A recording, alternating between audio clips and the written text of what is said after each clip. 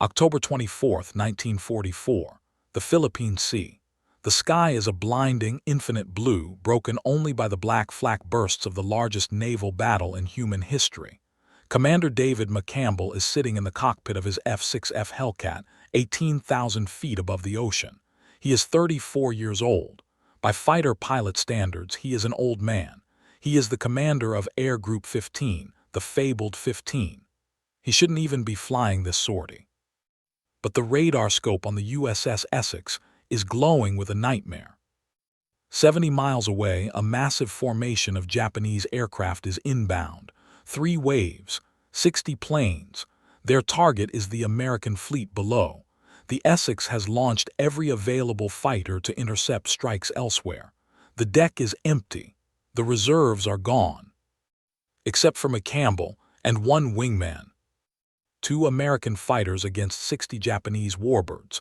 The math is suicide. The smart move is to dive, run, and live to fight another day. But David McCampbell doesn't run. He checks his fuel gauge. He checks his guns, 6.50 caliber machine guns with 2,400 rounds of ammunition. He looks at his wingman, Ensign Roy Rushing, and gives a signal. They aren't retreating. They are going hunting. If you believe that history is defined by the men who refuse to back down when the odds are impossible, make sure to like this video and subscribe. We document the stories of the greatest warriors who ever lived. Now, back to the cockpit. To understand why a 34-year-old commander would throw himself into a meat grinder of 60 enemy planes, you have to understand the fall of 1944. The Pacific War has reached its violent crescendo. The United States Navy is tightening the noose around the Empire of Japan. They have returned to the Philippines. General Douglas MacArthur has waded ashore at Leyte. But the Japanese Navy is not dead yet. They have launched Shogo 1, Operation Victory. It is a desperate, complex gamble to lure the American carriers away and smash the invasion fleet with battleships. The stakes are total. If the Japanese succeed, thousands of American Marines on the beaches of Leyte will be cut off and slaughtered. The tip of the American spear is Task Force 38, the fast carriers, floating cities of steel and gasoline. Among them is the USS Essex, CV-9, the lead ship of her class, and leading the Essex's air wing is David McCampbell. McCampbell is a different breed. Born in Bessemer, Alabama, he isn't a hot-headed kid. He is a Naval Academy graduate, class of 1933. He was kicked out of the Navy once for insufficient eyesight during the Great Depression cuts, only to fight his way back in. He spent years as a landing signal officer, LSO, waving other men onto the deck. He watched friends crash. He watched friends die. He learned patience. He learned that in naval aviation, discipline matters more than bravado. By 1944, he is the CAG Commander Air Group. His job is to manage the battle, not fight it. He flies a Grumman F6F Hellcat, a plane he named Minsi III. The F6F Hellcat is not a pretty plane. It is a factory of violence. The pilots call it the aluminum tank. It was built for one specific purpose, to kill the Japanese Zero.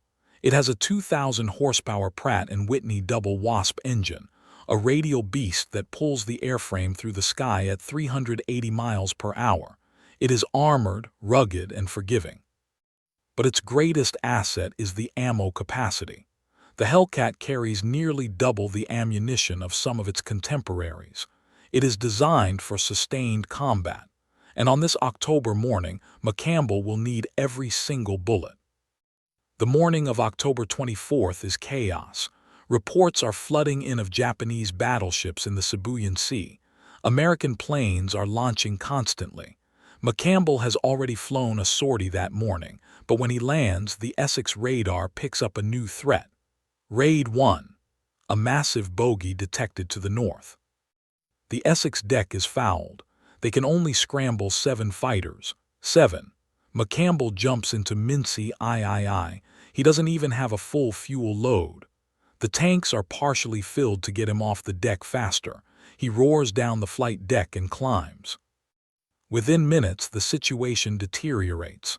5 of the 7 Hellcats are forced to turn back, mechanical issues, engine trouble, low fuel. They drop out of formation one by one. Suddenly, the sky is very empty. It is just Commander McCampbell and his wingman, Ensign Roy Rushing.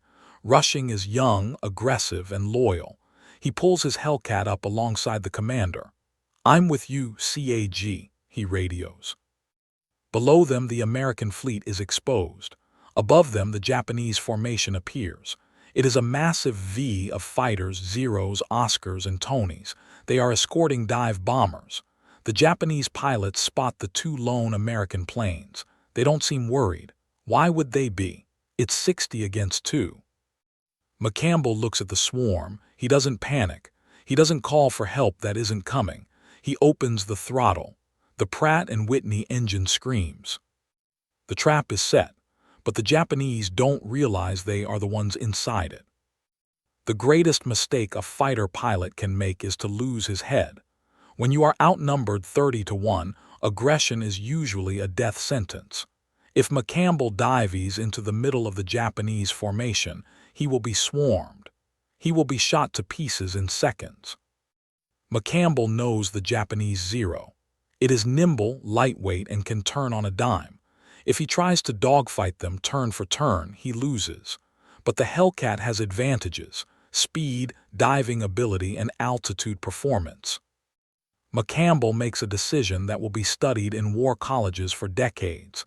He refuses to dogfight. He chooses to herd them. McCampbell climbs to 25,000 feet, positioning himself above the Japanese formation. He uses the sun to hide his silhouette. He watches them. The Japanese formation is undisciplined. They are weaving, confident in their numbers. He keys his radio to Rushing. "We're going to work on the stragglers." This is the strategy of a wolf pack. They will not attack the main body. They will pick off the weak, the slow, the ones on the edges. McCampbell dives. This is not a strafing run. It is a high-speed slash. He screams down from altitude, reaching speeds of 400 miles per hour. The Hellcat shudders under the G-force. He lines up on a Japanese A6M0 flying on the outer edge of the formation. He waits, 800 yards, 600 yards, 400 yards. He squeezes the trigger. The 6.50 cals erupt. The Hellcat shudders as tracers pour out. The Zero, unarmored and fragile, catches fire instantly. It explodes into a fireball. McCampbell doesn't watch it fall. He pulls back on the stick, using his immense speed to rocket back up into the altitude untouchable. Boom and zoom. 1 down, 59 to go. The Japanese formation reacts like an angry hive. Fighters break formation to chase him. They pull their noses up, trying to catch the climbing American. This is exactly what McCampbell wants. The Hellcat has superior climb energy. The Japanese planes stall out trying to reach him. As they hang in the air, motionless for a split second before falling back, they are helpless. McCampbell and Rushing repeat the maneuver. They dive, they fire, they climb. Another Zero goes down in smoke. Then a Tony, a Kawasaki Kai-61. The Japanese are confused. They can't corner these 2 Americans. Every time they try to swarm, the Hellcats are already gone, climbing back to the sun. For the next 90 minutes, a strange rhythm takes over. McCampbell is methodical. He is not spraying bullets wildly. He is conserving everything. He fires in short, controlled bursts. 1 second, 2 seconds. He watches a Japanese fighter drift too far from his wingman. Dive, fire, kill, climb. It becomes mechanical. At one point, McCampbell finds himself diving on a Japanese fighter that tries to loop over him. McCampbell pulls lead, calculating the deflection. He fires a burst into the enemy's engine block. The plane disintegrates. Rushing is doing his part too. The young ensign is sticking to McCampbell like glue, protecting his tail and taking his own shots. They are a 2-man demolition crew. The Japanese pilots begin to panic. They are losing planes so fast they assume they are being attacked by a squadron. They start to break formation. They drop their bombs into the ocean to gain speed. McCampbell has achieved his primary objective. The fleet is safe. The bombers have aborted, but he isn't done. He still has ammo, and he still has fuel. The fight has drifted over 100 miles. They are far from the Essex. The fuel gauges in the Hellcats are dropping into the red. Normally, this is when you go home, but McCampbell sees something. The Japanese fighters, now without their bombs, are turning back toward Luzon. They are running. McCampbell looks at Rushing. "You have ammo left." "Yes, sir." "Then let's finish them." They pursue the retreating enemy. This is the most dangerous phase. They are deep in enemy territory, low on gas, and fatigue is setting in. Flying a fighter plane in combat is physically exhausting. The G-forces drain the blood from your brain. The adrenaline dump leaves you shaking. McCampbell's hands are steady. He lights a cigarette in the cockpit. No, he doesn't have time for that. He chews on a cigar stub he keeps for luck. He checks his gun sight. He lines up the next victim. As the chase continues, McCampbell enters a state of flow. He is no longer just a pilot, he is a surgeon. He spots two Zeros flying close together. A section. Usually you pick one. McCampbell decides to take both. He dives, gaining speed. He aligns his sights on the trailing plane. A short burst. The right wing of the Zero shears off. The plane enters a flat spin. McCampbell doesn't climb this time. He maintains his energy and slides his sights onto the lead plane. The Japanese pilot doesn't even know his wingman is dead. McCampbell fires. The fuel tank in the Zero's fuselage ignites. 2 kills in 10 seconds. He checks his counters. He is running dangerously low on .50 caliber rounds. He has shot down 5 planes. That makes him an ace in a day in a single morning. But there are more targets ahead. Rushing radios over. "I'm tallying 3 more CAG. Take them," McCampbell orders. The 2 Americans are now simply harvesting the enemy formation. The Japanese pilots are demoralized. They are flying straight and level, just trying to get home. They have lost the will to fight. McCampbell pulls up behind a Nakajima Ki-43 Oscar. He is so close he can see the pilot's head in the cockpit. He fires. Click. Only 3 guns fire. The others are jammed or empty. The torque of the uneven recoil throws his plane sideways. He wrestles the stick, kicks the rudder, and realigns. He fires the remaining rounds. The Oscar explodes. He is now at 7 kills. Most pilots go an entire war without seeing 7 enemy planes, let alone shooting them down. He finds another straggler. He has to aim carefully now. He can't afford a deflection shot. He needs a no-deflection shot straight from behind. He creeps in. Closer, closer. He waits until the enemy fills the windscreen. He taps the trigger. 8. Finally, a lone fighter tries to dive away toward the cloud deck over Luzon. McCampbell chases him. He has only a few seconds of firing time left. He anticipates the Japanese pilot's turn. He fires a burst into the cockpit. The plane smokes and noses over into the jungle below. 9 confirmed kills in a single sortie. It is a record that has never been broken by an American pilot. Rushing has shot down 6. Together, 2 men have destroyed 15 enemy aircraft in 90 minutes. The silence returns. The sky is empty. The Japanese formation has been shattered. The survivors have scattered. Now the adrenaline fades and the reality of physics takes over. McCampbell looks at his fuel gauge. It is effectively at 0. He is over Luzon. The Essex is over 100 miles away. He radios Rushing. "Let's go home. Lean it out." They drop their RPMs. They lean the fuel mixture until the engines are barely running, sipping gas. They glide more than they fly. The flight back is agonizing. Every minute they expect the engine to cough and die. If they ditch in the water here, they will likely never be found. Or worse, they will be captured by the Japanese, who are not known for their mercy to downed pilots. The fleet appears on the horizon, tiny gray specks on a blue carpet. McCampbell calls the tower. "Consumer 1 inbound, dry, I repeat, dry." The Essex clears the deck. They know something big has happened. They counted the radio chatter. McCampbell lowers his landing gear. He prays the hydraulics still work. They do. He lines up on the deck. He has 1 shot. He cannot go around. He doesn't have the fuel for a second pass. The LSO waves him in. Cut throttle, the Hellcat drops. The tail hook catches the number 3 wire. The cable stretches, groans, and snaps the plane to a halt. The engine sputters and dies instantly. It didn't stall. It ran out of gas. There was exactly 1 gallon of fuel left in the tank, enough for perhaps 30 seconds of flight. The deck crew rushes the plane. They are used to patching up holes. They expect the plane to be riddled with bullets. They walk around Minsi III. There is not a single bullet hole, not one. In a fight against 60 aircraft, McCampbell was never touched. Then the ordnancemen open the gun bays to rearm the plane. They freeze. The Hellcat holds 2,400 rounds of ammunition. McCampbell has 2 rounds left, 2 bullets. He destroyed 9 aircraft and forced a massive enemy formation to retreat, and he used almost every single piece of lead he carried to do it. McCampbell climbs out of the cockpit. He is stiff, sweaty, and exhausted. His face is covered in soot from the gun gases.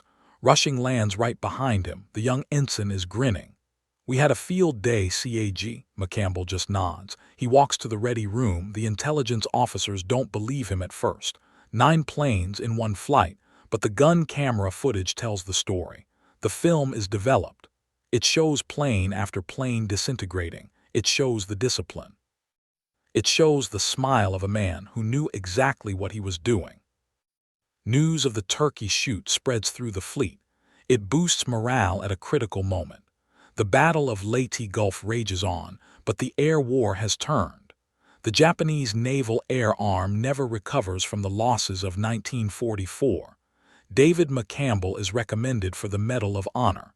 The citation reads, "For conspicuous gallantry and intrepidity at the risk of his life above and beyond the call of duty."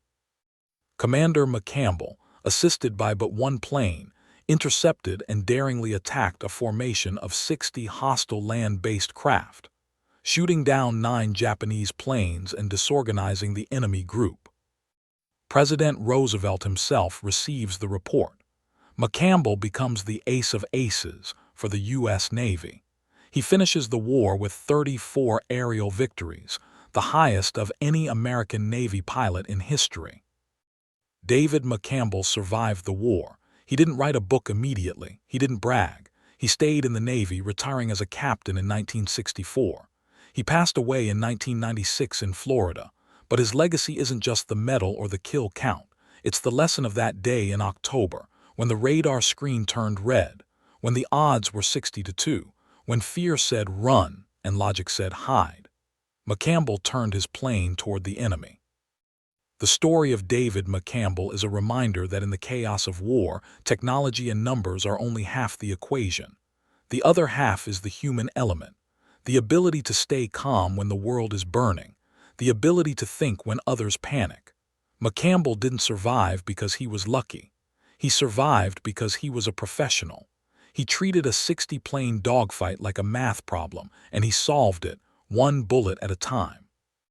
He was the hunter, and on that day the sky belonged to him. There was a time when giants walked the earth and they flew Hellcats. If you enjoyed this deep dive into naval aviation history, click that subscribe button. We have more stories of the aces of World War II coming soon. Let us know in the comments, was the Hellcat the best carrier fighter of the war, or does the Corsair take the crown? Thanks for watching. Keep your airspeed up.